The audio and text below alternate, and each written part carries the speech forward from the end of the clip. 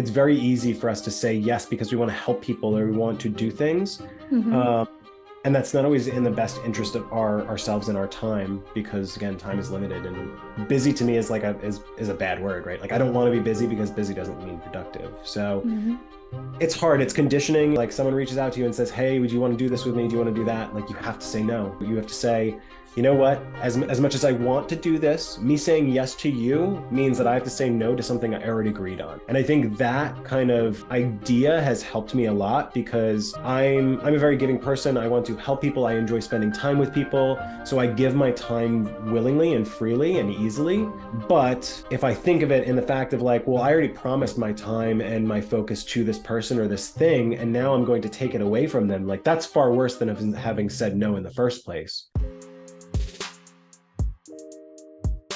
Hey, welcome to the Master Delegator podcast. Today, I have a very exciting guest. His name is Dan Mott. He is a revenue mindset coach for solopreneurs, creator of the Manifest a Million Challenge, co-founder of marketingops.com, and runs a D&D networking group for business nerds. And today we're going to talk about how to engineer a systematic approach to scaling your time and energy so you can stay focused on the things that light you up. So stay tuned because you are going to learn a lot from this episode. Welcome, Dan, to the Master Delegator podcast. I'm so excited that you are here with me right now. I mean, obviously, we have chatted quite a few times already, and you also presented to our clients, I think, early last year or 2 years ago. I can't remember. But thank you again. Yeah, somewhere between there. Yeah, thank you again for, saying yes to my invitation to becoming a guest on the podcast. And I'm excited to get to know you more on a personal and professional level. So I did my introduction to you. And in my introduction, I mentioned that you are the creator of Manifest a Million Challenge, and you are the co-founder of marketingops.com, and you also run a networking group. So tell us about those three things. Yes, and also a social selling coach. Okay, cool. I do way too much, which is exactly why I needed your team and Kurt to help me wrangle all of my ideas and everything together to really bring my business together this year, which has been really exciting and just such an awesome experience. So I'm so glad we've had such an awesome relationship over the past couple of years, and exciting to dig into more stuff and continue to grow together. So yeah, a little bit more about me. So yeah, I'm a social selling coach. I work with solopreneurs to help them build a simple sales process that helps them break through the current sales barriers that they're having, generating more revenue in less time, so that way they can stay focused on the things that they're most passionate about, which is serving their clients and doing the work that they really love. Everything I teach is really around kind of the power of relationships and people, and that kind of trickles through everything else that I do. I met my business partner, Mike Rizzo, who we run marketingops.com together.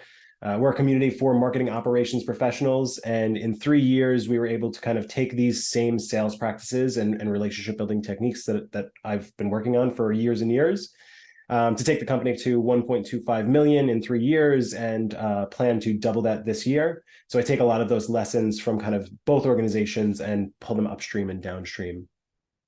And then, yeah, I'm very much a big D&D nerd, and I wanted to play. I asked myself a question: how do I just play more D&D? So I literally just found other people on LinkedIn, other people in my network that I connected with, and I was like, here's a cool way for us to just kind of create a very kind of niche micro networking event. And let me tell you, there is nothing like sitting down with like potential business connections or leads or partners or things like that, and just having shenanigans and having fun for like 4 hours straight. Like, you build deeper relationships in that amount of time than I've built with other people on LinkedIn over years and years. So it's really an incredible experience. So those are kind of the three things I do. And then I know you asked, I'm sorry, it's so much. You asked about the Manifest a Million Challenge. So that is, we can dive into this more deeper, but essentially I had the biggest spiritual awakening of my life the end of last year. And I was looking for something to challenge myself and really push myself to become a better version of me.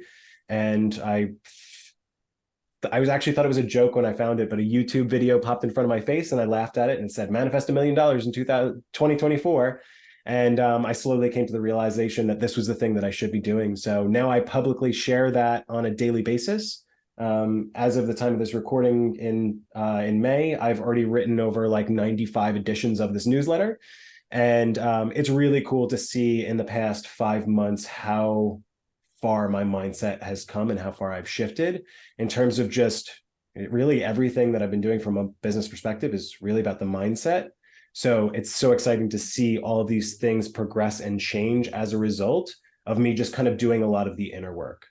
And I'll tell you, for years, I've been talking about like hiring a VA and like getting help and being able to delegate and scale beyond me personally running my own business. And the moment that I decided to agree to this challenge and start publishing it and writing it and showcasing it publicly, that was exactly when I reached out to you and was like, I need help. Please help me. Yeah, I remember when we were talking on the phone, you told me that you're starting this challenge and that you needed a VA. Well, I'm glad that you walk the talk, and I'm glad that you are, seeing results with what you're doing. And for those people who don't know what D&D is, it's Dungeons and Dragons, right? I always forget that I have to explain that to people. It just like rolls off my tongue. And then I'll have conversations with people like, yeah, wait, what is D&D? Yeah, Dungeons and Dragons, very much so. Yeah. I mean, I heard of that game many times, but I feel like it's way over my paycheck. I feel like it's for people who have a lot of brain capacity, who's smart, because you have to have like such a high imagination when you play that game. You have to be very creative, right? Yeah. Hopefully one day I'll get to play that game when somebody, is good enough to teach me. But yeah, I've heard of that probably 8 years ago when I was working for a corporate.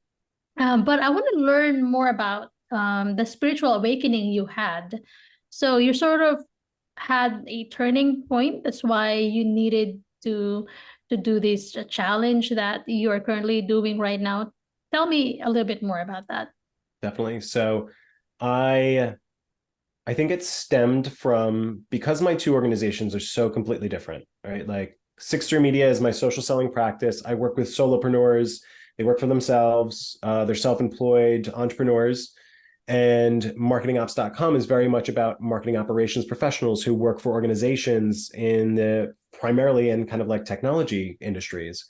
So being kind of a marketer, I was trying to like, how do I represent myself? How do I position myself to the world to kind of showcase both of these things in this, like, how do I tie the common thread, right? And that's something I struggled with for a very long time, years, in fact.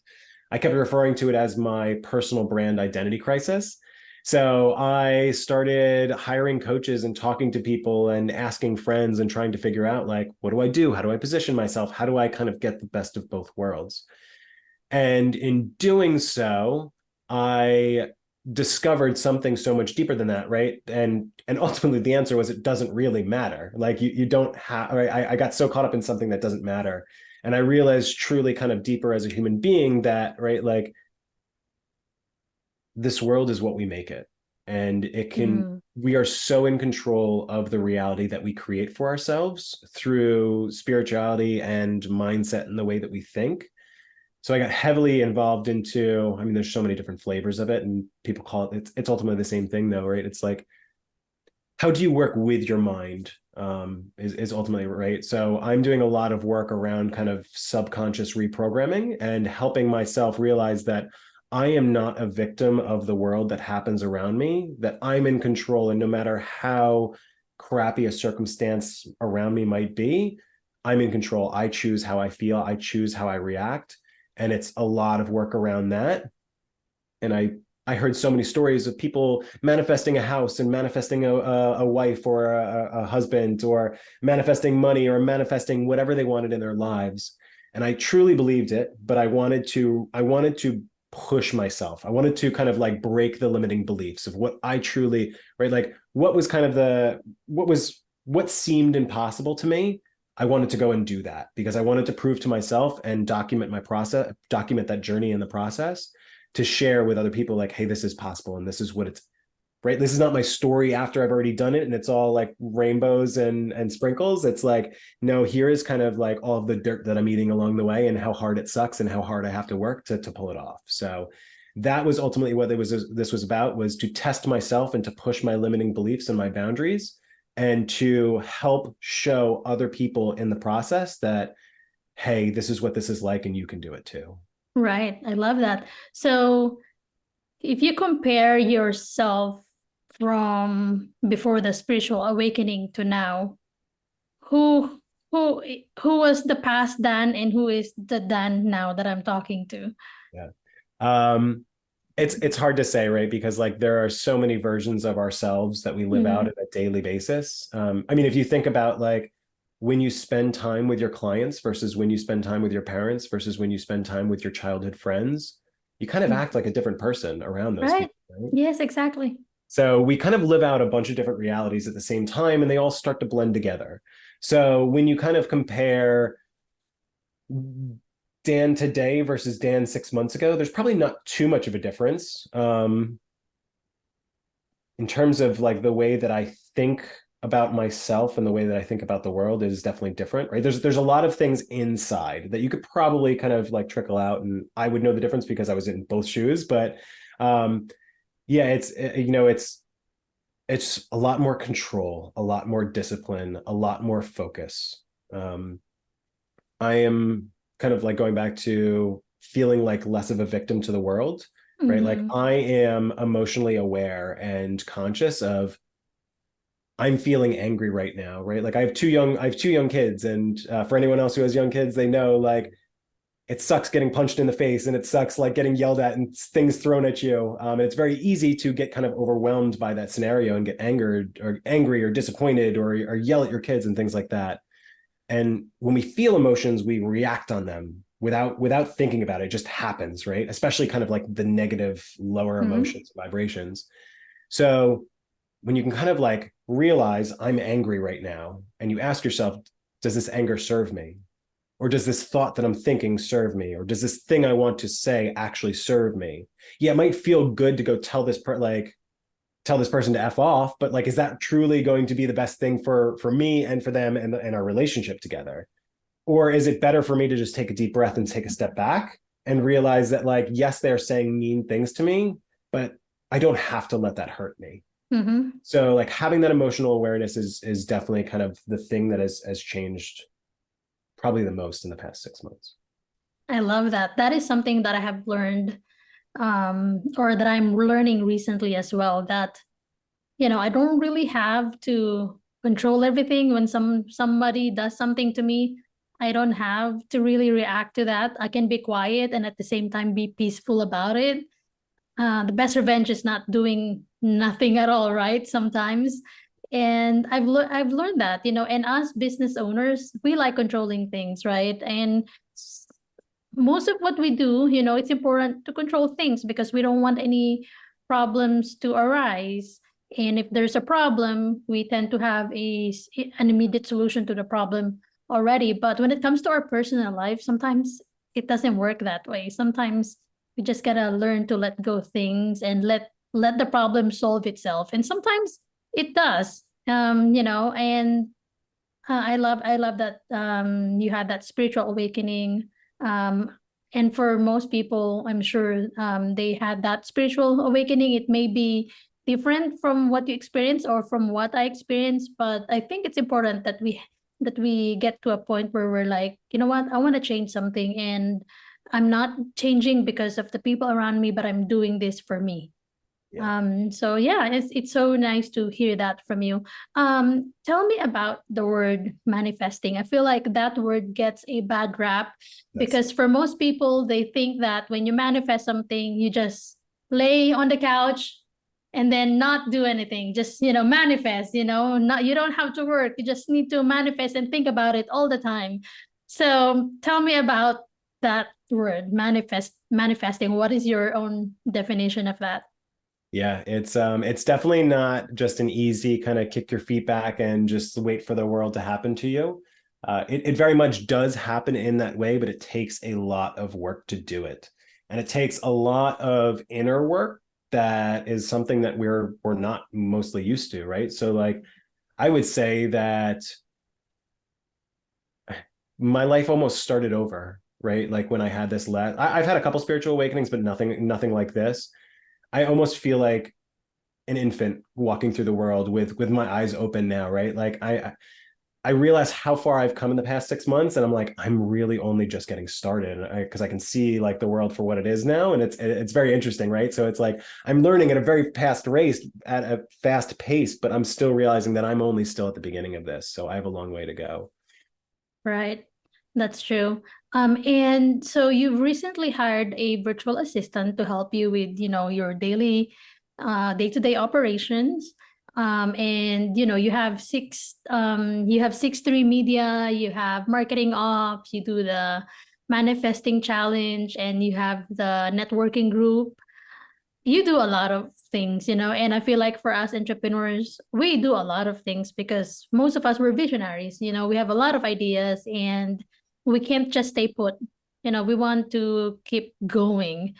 But in your case, even though you have a lot of things that you're doing, you are not stuck in doing what you don't like doing, because you know that there are other people who can do it for you.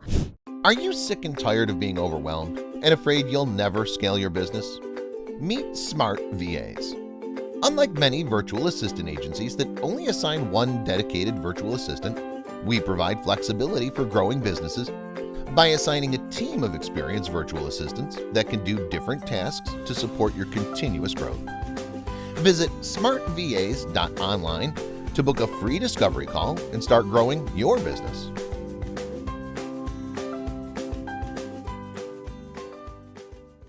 So in terms of scaling, many people talk about how to scale a business. Oh, you hire this, marketing, blah, blah, blah, blah. But how about scaling our time and energy? How do we do that? I feel like that is really a good question, because we only have 24 hours a day. How do you scale your time? We only have so much energy. How do you scale your energy? So tell me about, how you do your systematic approach when it comes to protecting your time and energy so that you can do more. Yeah. To your point, it's very easy as visionaries, as business owners, to have a lot of ideas, right? And ideas come and go and they flow with ease, especially if you're in the right state of mind. The problem is executing against them and finding the time to actually do that, right? So it's really about prioritization and understanding which of these 9 million ideas that I have are the answer, right? And so first of all, clearing your plate and allowing yourself to kind of just stay focused on the top priorities. So yes, I have all these ideas, but I need to just stay focused on, for today, for this week, what are the most important 3, right? Like 3 is a manageable number for us to dig ourselves into without getting overwhelmed.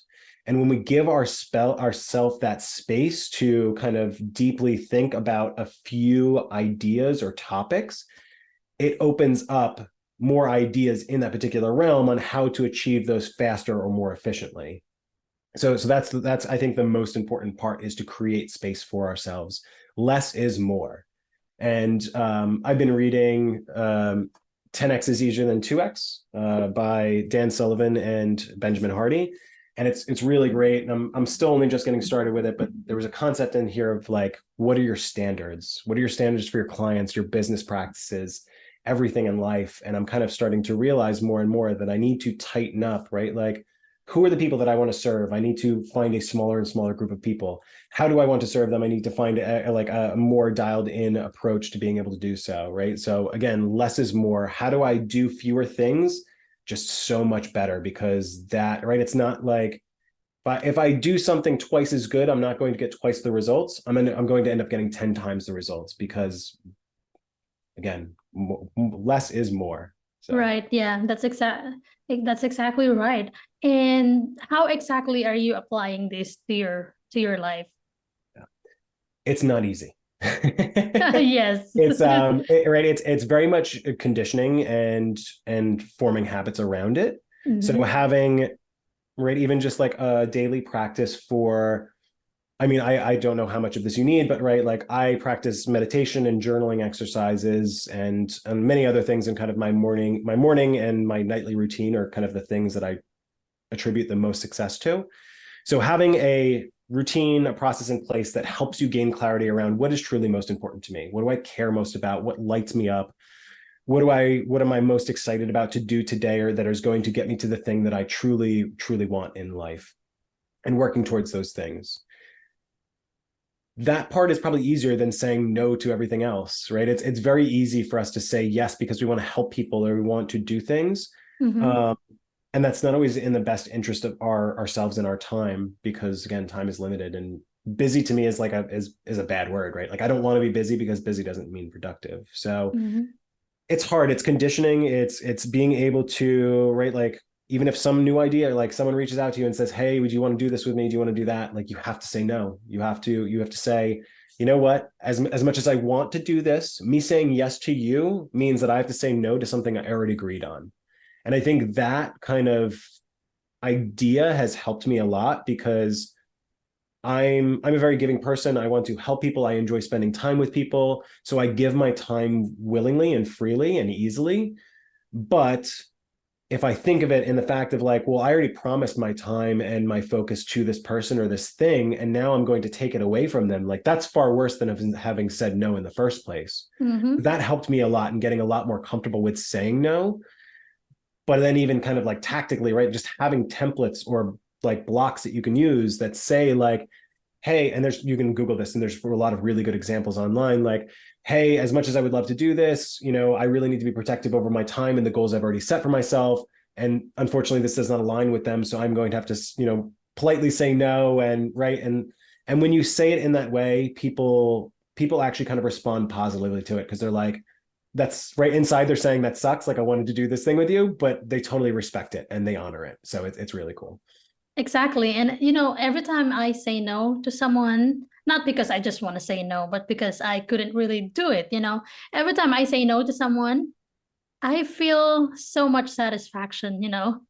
I was just like, yes, I'm not a people pleaser today. I Yeah. said no, you know. And also, that person who received your no, I mean, maybe some of them, they may reciprocate it in a negative way, but most of them, they will admire you for saying no, because most people, they can say no, because when I was saying yes all the time and I received no responses, or the answer no, I was like admiring those people who were saying no to me. I was like, wow, they're Yeah. very direct. They can say no to people. I need to be like that too. So that's why every time I say no, I feel so satisfied because it's like, okay, I did it. Yeah. That's the goal, because you need to protect your time. And I love about what you said on, you have to have space for more, and you have to clean your plate. And so it's important that you know what are the three tasks that you need to focus on, so that you are hyper focused on those tasks, even though you have 10,000 tasks more that you need to do. But there's always another day to do those tasks. Just focus on the three tasks that you are going to do for today. So in your case, what are mainly those three tasks that you normally do?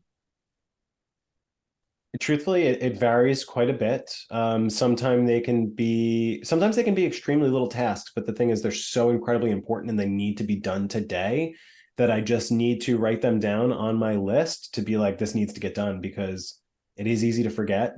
And I don't want to miss out on this, because that could mean slowing down a project or messing something up. So I use a pen and paper. I have a daily, I actually have a weekly planning.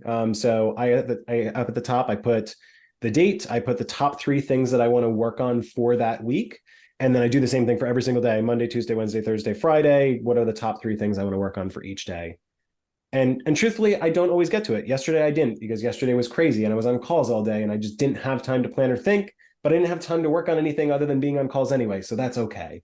Right. So like I think it's okay to kind of mess with the system a little bit, but it's very much a balance between what's important and what's a priority. And there's I don't know if you've heard of the Eisenhower matrix, but President Eisenhower came up with this. It's just basically like the 4-quadrant matrix. It's Mm-hmm. what's high importance, low importance, what's high priority, low priority. So ultimately, I'm just like, right, I use ClickUp for my task management. I go in there and I just look and I say, what have I flagged as high priority versus low priority? And I sort by that. But then I'm also looking at like, well, when's the due date, right? Because like this thing might not be as important to me, but it has to be, like the deadline's done today. All of a sudden it becomes both, right? Like it goes up in priority as a result of that. So again, like I track, right, all my ideas that I have, I write down and I transfer and I keep them and I use that to kind of filter them out. And that way I can kind of just look at the 80-20 rule. I can look at the top 20% of activities and I can just at my day go and say like, all right, this is the most important thing I need to work on. Typically it is going to be, or ideally it is going to be things that are more focused on working on the business as opposed to in it. Right. Right. Yeah. I love that. And I love what you said about it's conditioning as well. You don't get to do it immediately. You need to form habits. And do you consider yourself a routine person or you do? It Very seems much like so. it. Yeah. Yeah. I Yeah. am very much a like systems and data guy. And right, that's kind of like more in business. But very much personal life, right? Like we call it more of routines and habits, but yeah, I'm highly systematic. So, and that's literally what I help other people do too is so I'm very much about just uh my memory's not great and I'm very like I get excited about things, my imagination tends to run wild and I get distracted or lost, so I need those systems to rein me back in and keep me focused. That's awesome. And you mentioned about weekly planning. So you do plan what you're going to do day to day on a weekly basis. Um, do you also incorporate your personal activities in there, like picking up your kids, reading a book, exercising? Well, what's really cool is if you make something a habit and you do it daily, weekly, monthly, whatever the cadence of that is, it frees up the bandwidth. Well, you don't have to think about it anymore, right? Like have to go, like a weekly thing might be to run my KPIs or do my planning for the week. Daily might be like calls that I have to do, or that right? These things live on my calendar. I don't have to think about them. I Right. literally just go through my day, and then my calendar kind of looks at me and says, like, you need to do this next. And I'm like, cool, let me shift my mindset and just do that thing.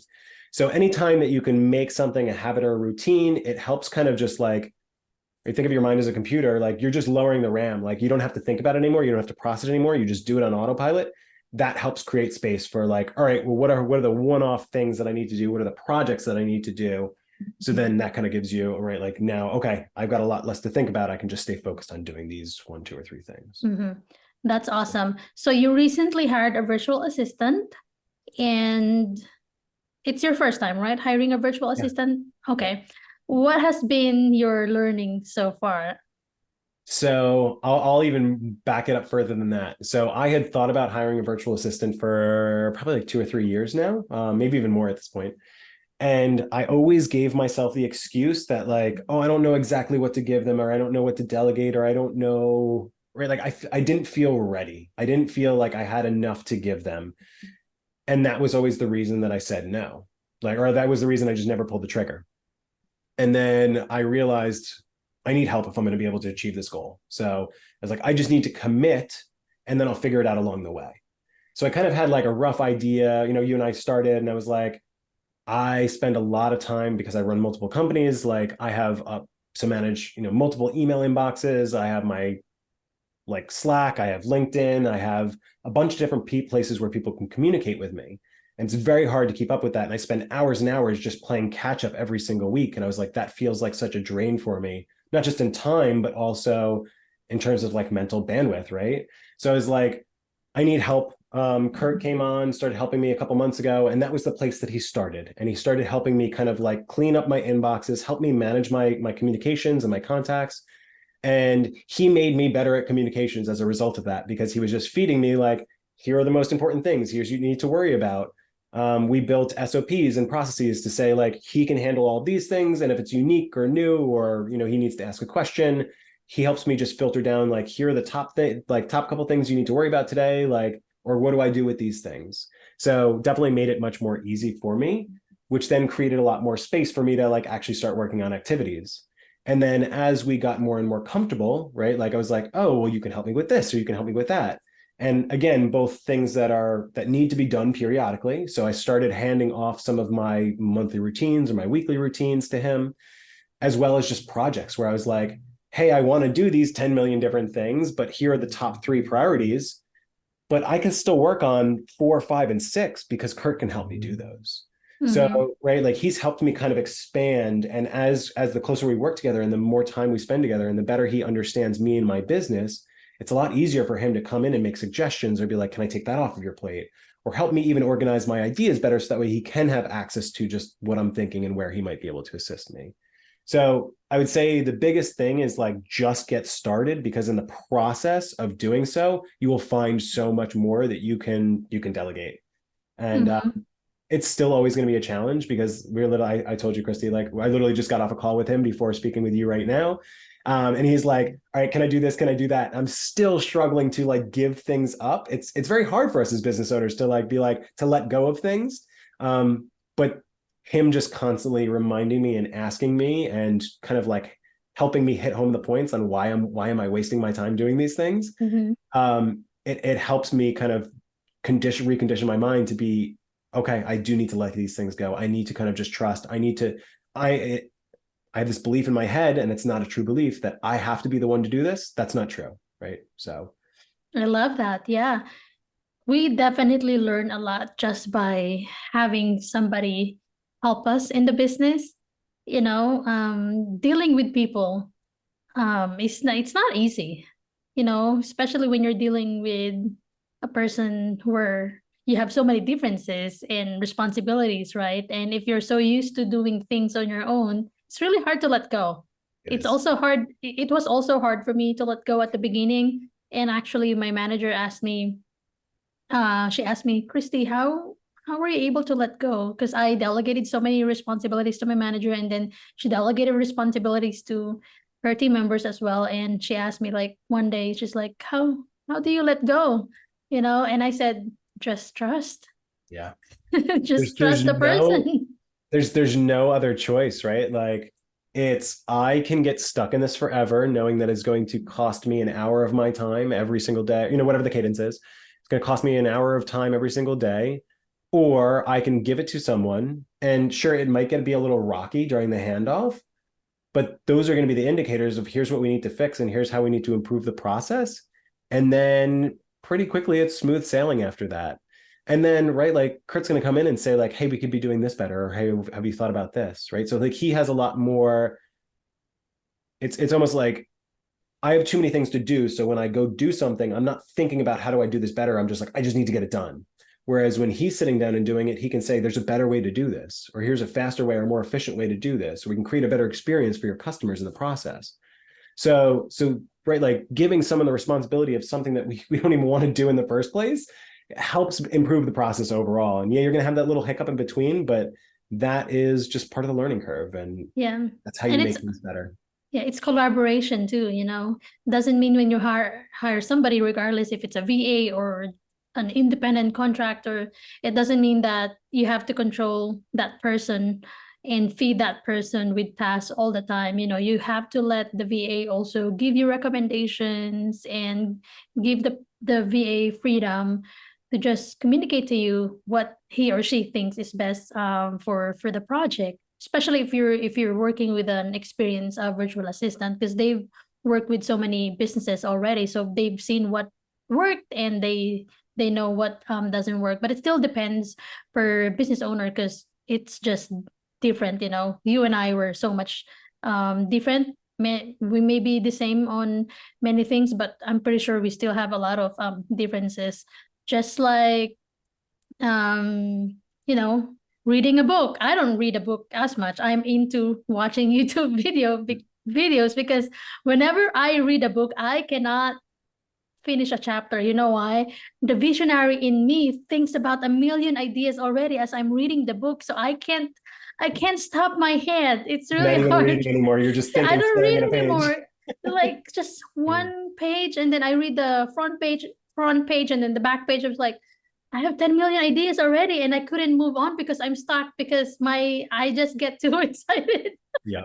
yeah. But anyway, as we wrap up, what do you want to share with an entrepreneur or a business owner that's just struggling with their time right now, with their energy, and even scaling their business?